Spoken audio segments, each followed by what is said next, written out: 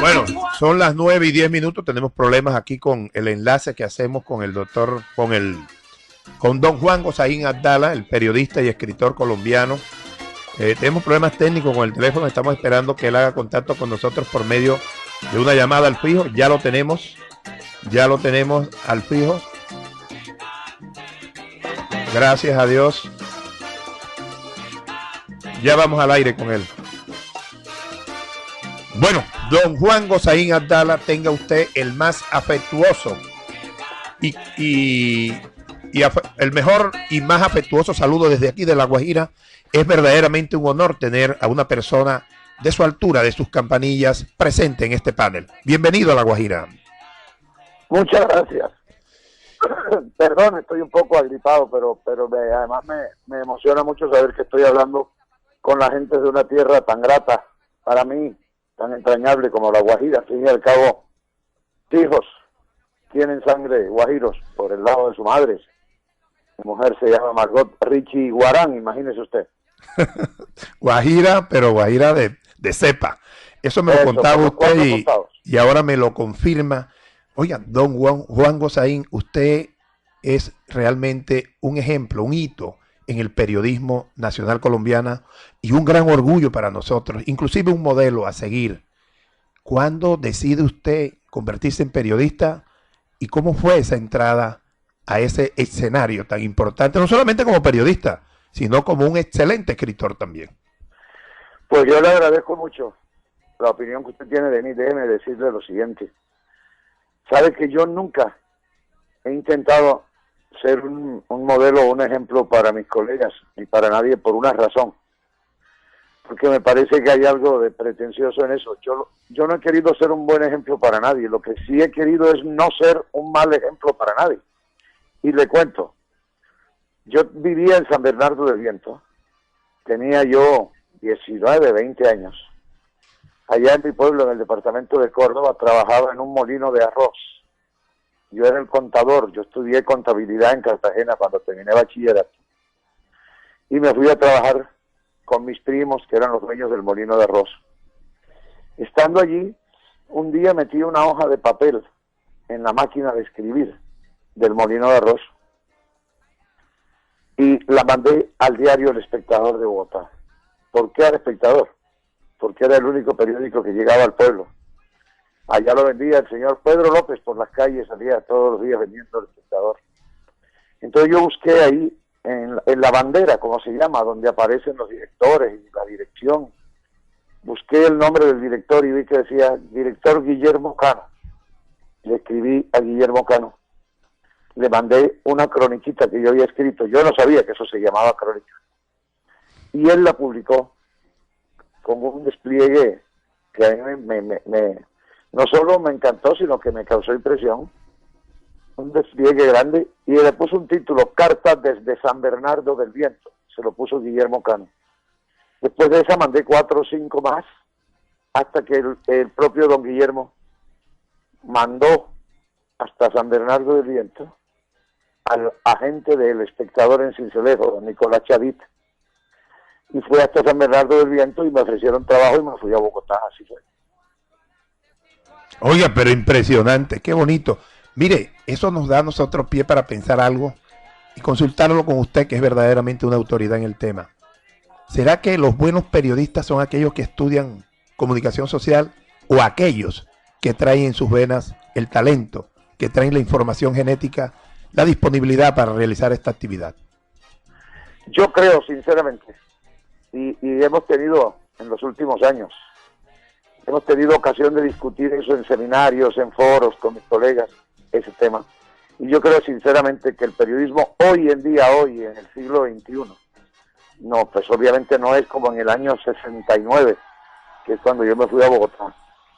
No en vano han transcurrido 45, 47 años.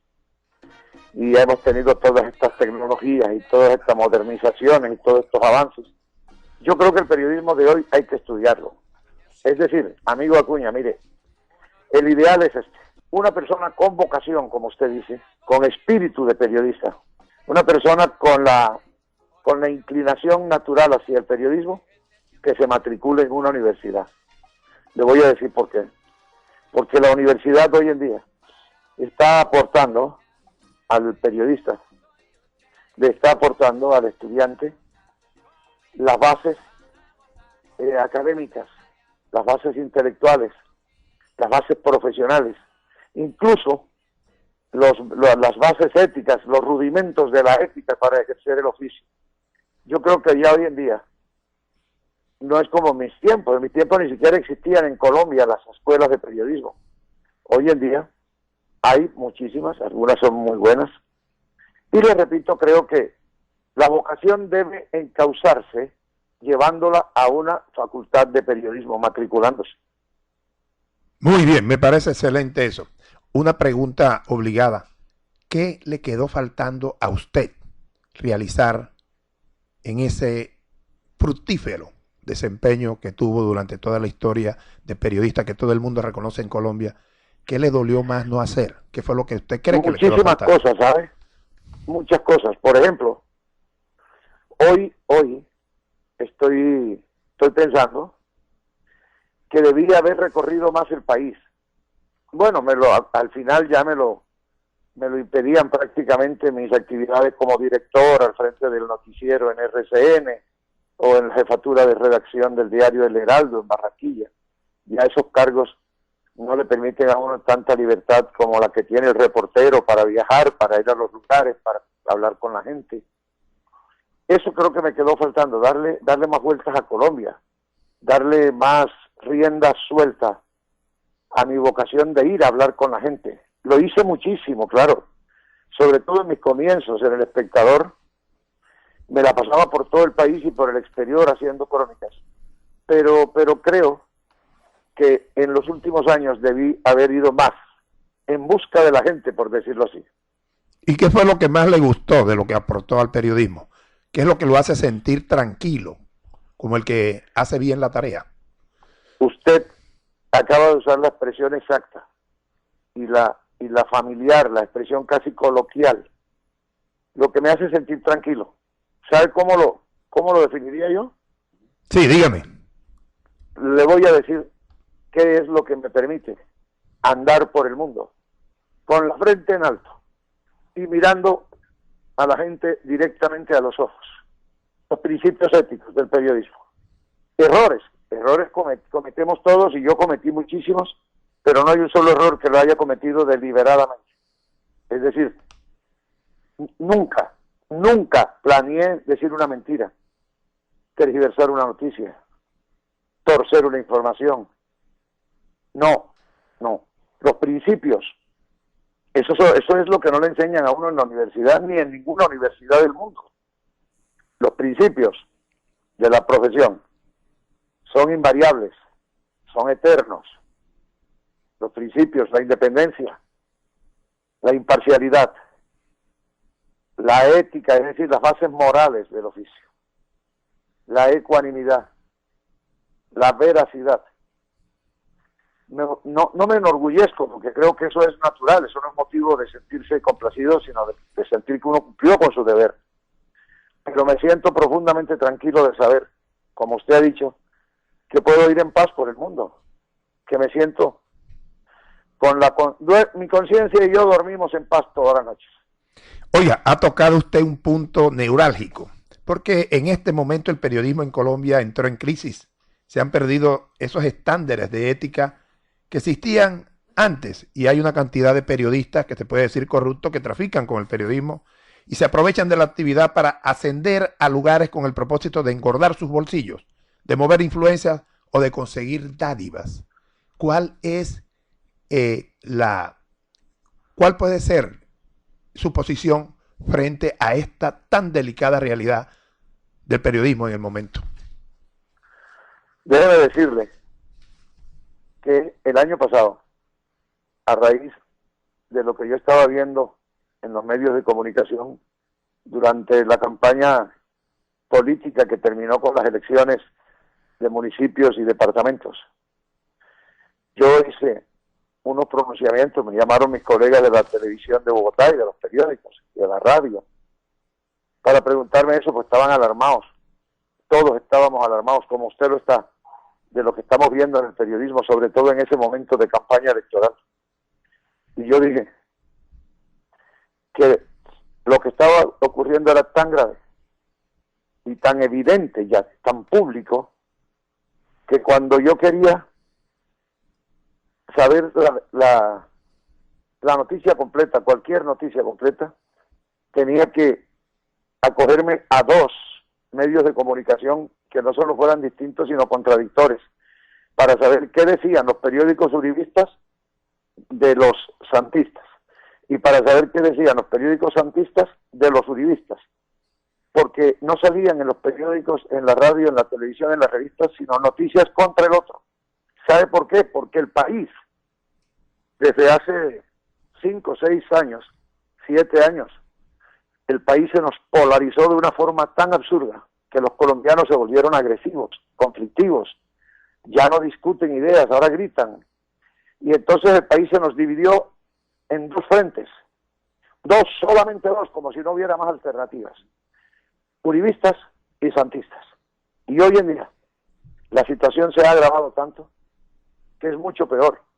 Ya hoy no son santistas y uribistas, hoy son por la negativa, hoy son antisantistas unos y antiuribistas otros. Así es. La sociedad se puso en eso. Lo más doloroso es que la prensa, que debería ser el guardián del buen comportamiento de la sociedad, la prensa también cayó en eso. Y por eso yo dije en aquel momento, si se enloquece el guardián del manicomio, ¿qué dejamos para los pacientes del manicomio? Sí. Oiga, don Gozaín, una pregunta que no quiero dejar de escuchar su respuesta de parte de usted. Es el caso de Vicky Dávila, pero alrededor de ese caso, la respuesta que da el presidente quitándose las investiduras de presidente para dictar clases de periodismo, y lo hizo así sea por un cuarto de hora, 10 minutos. ¿Cuál es la impresión? ¿Cuál es la respuesta que puede tener un hombre de radio como usted con tanta trascendencia, que un presidente de la República haga esto, así sea por 5 minutos? Aló, perdón. Sí. No lo escuché porque se me estaba interrumpiendo la comunicación telefónica. Aló, ¿ahí sí me escucha bien? Ahí perfectamente. Bueno, don Juan Gozaín, le hago la pregunta con respecto al caso Vicky Dávila, pero con respecto a ese caso, la reacción del presidente de quitarse las investiduras, así sea por 5 minutos, para convertirse en profesor de periodismo. Usted, como ese periodista que dictó cátedra, que es un ejemplo, que es un modelo, ¿qué nos podría a usted comentar a nosotros con respecto a esa posición de un presidente en un país como Colombia, en medio de una crisis periodística como la que estamos viviendo? Bueno, ese episodio que usted describe, que usted resume, es realmente interesante, porque tiene, en mi opinión, dos ángulos distintos.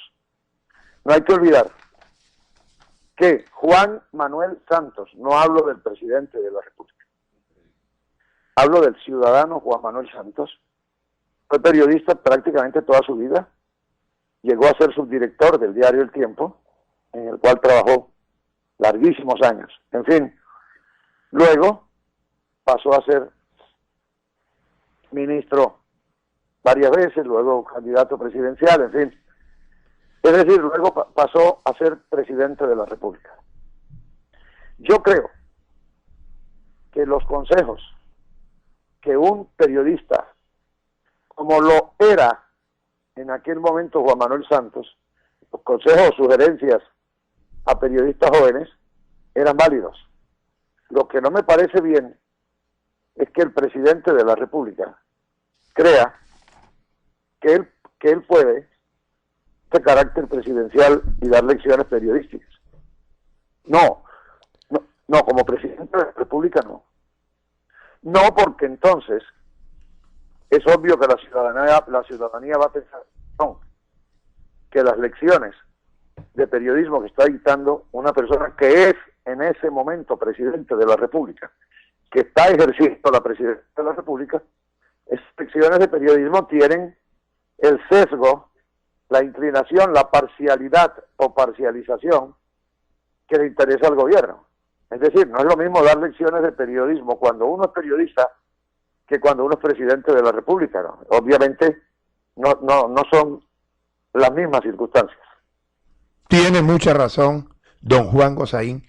Don Juan Gozaín, no lo vamos a aportar mucho, pero esta pregunta no quisiera dejar de hacerla en esta oportunidad. Y es ¿cuál es el pensamiento que plantea usted y cuál es la reflexión que le genera la situación social de este país colombiano, donde vemos con preocupación una gran desigualdad, una repartición de la riqueza realmente preocupante? Somos el segundo país más desigual de América Latina y se anuncian políticas sociales con bombos y platillos, y hoy el DANE, por intermedio de una ministra, sale a decir que hay 1 millón menos de pobres en la costa atlántica. ¿Cuál es tu impresión? ¿Cuál es su respuesta a estos planteamientos que, a mi modo de ver, y perdone que yo hable en primera persona, no responde realmente a una realidad social que estamos viviendo? Perdóneme que eso es una manía periodística que yo no he podido superar nunca, pero los periodistas tenemos tendencia. Perdóneme que le conteste con otra pregunta. ¿De dónde me está hablando usted? Dígame, de la Guajira colombiana. De la Guajira colombiana, de Riohacha. De Riohacha. Ya venía esa pregunta también. Que entra al mar en el mapa. Y no es ahí, otra pregunta, donde se están muriendo de hambre los niños y donde se está muriendo de sed la gente. Así es. En el siglo XXI. Tiene mucha razón. Esa es mi respuesta. La desigualdad en Colombia es cada día peor. La desigualdad, mire, la desigualdad en todos los sentidos. ¿Para qué vamos a hacer una larguísima e interminable lista de letanías sociales? Yo le voy a mencionar solo 2 o 3. En la Guajira, las comunidades guayús, los indígenas, que por fortuna todavía conservan sus costumbres y hasta su idioma, el guayunaiki y todo. Los indígenas no tienen agua. Los animales domésticos, el ganado, las gallinas, los cerdos se están muriendo también de sed como la gente. Los niños se están muriendo de hambre, todos los días nos informan. Murieron 2 niños más en la Guajira, murieron 3 niños más. Bueno, pero un momentico, en todo el país está operando el sistema de salud de Colombia. No vemos todos los días que la gente no la atienden, que la gente se está muriendo en la puerta de los hospitales, esperando que la atiendan. ¿Hay cupo suficiente para los estudiantes en Colombia? ¿Hay acceso a la universidad fácil, un acceso que sea por méritos? Por Dios, si eso no es la desigualdad, entonces ¿qué es? Para no seguir hablando del tema, imagínense. Le dice a Bon ahora, eureka, albricias, celebraciones, júbilo. Se redujo la pobreza en 1 millón de habitantes, de la costa caribe, de la costa atlántica. Bueno, atlántica no, Caribe realmente. Como decía yo ayer en la reunión de gobernadores, cuando me hicieron el honor de condecorarme, esta región es Caribe, más que Atlántica. 1 millón de pobres menos. Mire, si no fuera tan trágico ese tema, yo arrancaría a reírme. Así es. Oiga, y ya para terminar, don Juan Gozaín. Cuando un periodista dice, ya para terminar, es cuando empieza la entrevista. Usted siempre con sus genialidades. Oiga, don Gozaín, la corrupción. Yo leí un texto en el que usted hacía referencia de una conversación con un cachaco, y el cachaco le decía que qué bonito, que qué lindo era este país cuando solamente robaban los ladrones. Me llamó mucho la atención. Ese es el tema de que hemos llegado a los niveles de corrupción. Realmente ha permeado toda la institucionalidad colombiana y la misma sociedad. Mire, esa frase que a usted le llamó tanto la atención como me dice, que fue el título de mi crónica incluso, me la menciona todo el mundo en la calle. La gente cuando nos encuentra me dice, perdone que lo interrumpa, yo vengo de Medellín, soy turista, en una calle de Cartagena, por ejemplo, o por internet o por teléfono. Y me dicen, Qué agradable era este país cuando solo robaban los ladrones. Entonces todo el mundo me repite la frase, veo que le quedó a la gente. Ese es el efecto realmente positivo del periodismo. Cuando la gente no solo lee u oye por radio, por el televisor, etcétera, y se le olvida al día siguiente, no. Cuando el trabajo del periodista logra calar en la conciencia de la sociedad, de eso se trata. El país se nos ha corrompido por los 4 costados.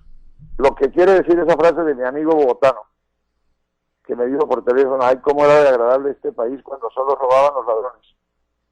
Lo que me quiso decir es, la corrupción está tan generalizada que ya cualquiera de cuello blanco anda robando.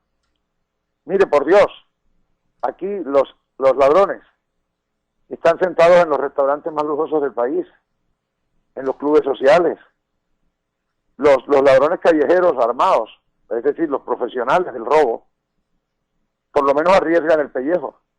Pero estos no, estos están sentados en los mejores sitios de Colombia, en los mejores lugares públicos, establecimientos. ¿Y dónde está la justicia? La justicia también está en crisis. Déjeme decirle esto, el país ha llegado a tales extremos, que aquí la gente hace una huelga porque a su barrio o a su pueblo no llega la televisión desde hace 3 días. Están sin señal de televisión desde hace 3 días y no pueden ver la telenovela.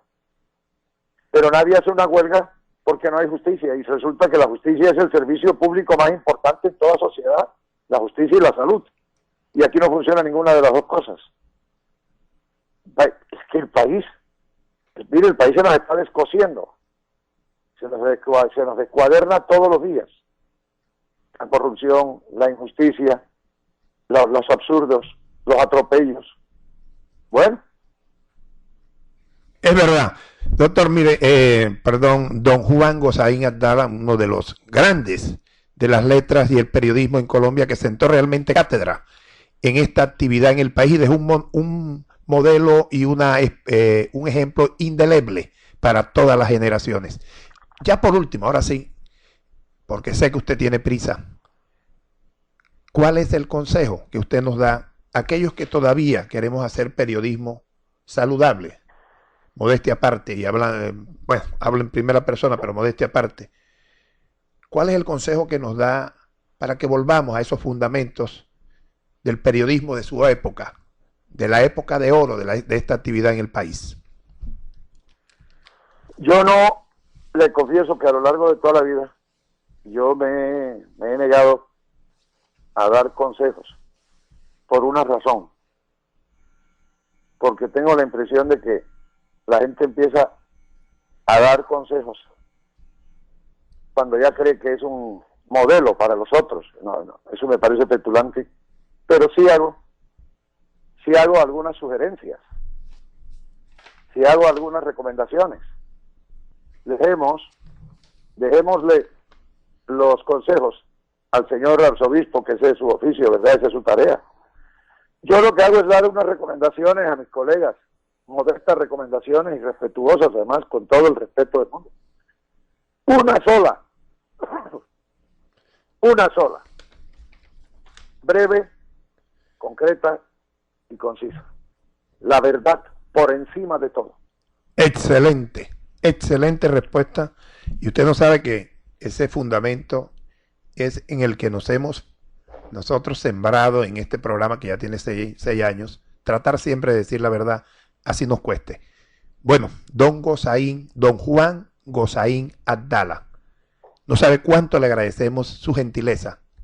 Sabemos que está en una situación pues de prisa y eso, y sin embargo, usted con su gentileza, con su don de gente, nos permitió escuchar tan acertados conceptos y tan profundos, a ese estilo, o con ese estilo inconfundible que usted siempre tuvo en la radio y que le permitió ser escuchado por todo el pueblo colombiano, porque cuando usted estaba en RCN, los demás entes de comunicación, los demás medios de comunicación, esperaban a ver cuánto resultaba la audiencia que tenía Juan Gosaín para ver quién era el segundo. Gracias por todo ese aporte que nos hizo durante tanto tiempo don Juan Gosaín, y hoy queríamos hacerle un homenaje que usted lo merece, como persona como profesional, como periodista y como hombre de letras. Dios se lo pague, de verdad, se lo pague con creces, además, en abundancia, su generosidad, su amabilidad conmigo, con la opinión que tiene de mi trabajo. Se lo agradezco en el alma. Estoy siempre a la orden de usted y de todos mis colegas. En La Guajira, a todos mis paisanos, los paisanos de mis hijos y de mis nietos y de mi mujer, con el gran cariño profeso por esa tierra y esa gente. Les deseo que tengan muy buen día, buen fin de semana, una feliz Semana Santa, y que La Guajira comience a superar todas esas tragedias diarias del hambre, de la sed, de la injusticia. Ojalá. Un abrazo y gracias. Hasta luego.